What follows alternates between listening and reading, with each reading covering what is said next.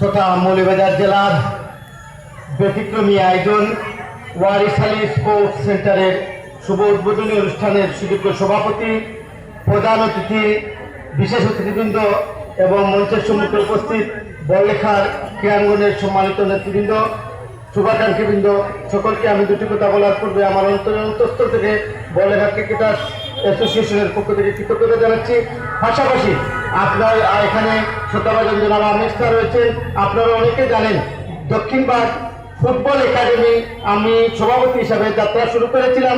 এই ফুটবল একাডেমির মাধ্যমে দেলোয়ার হোসেন লালও আমাদেরকে অনেক সহযোগিতা করেছিলেন।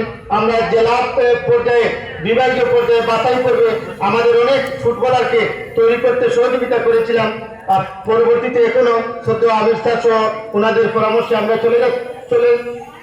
চলছি এবং আমি প্রত্যাশা করি ওয়ারিস আলী স্পোর্টস সেন্টারের মাধ্যমে শুধু বড়লেখায় নয়, আগামীতে বিভাগীয় পর্যায়ে ফুটবলার বাছাই হবে এবং বাংলাদেশের আগামী দিনে জাতীয় দলে যে সকল খেলোয়াড়রা খেলবেন এখান থেকে খেলোয়াড় সৃষ্টি হবে, সেই প্রত্যাশা ব্যক্ত করে জনাব ওয়ারিস আলী সাহেবের পরিবার এবং দেলোয়ার হোসেন লাল সহ সকলকে কৃতজ্ঞতা জানিয়ে এরকম সুন্দর আয়োজনের জন্য আমি দুটি কথা এখানেই শেষ করছি। ধন্যবাদ সবাইকে। অনুভূতি ব্যক্ত করার জন্য অনুরোধ করছি বড়লেখা উপজেলার বিশিষ্ট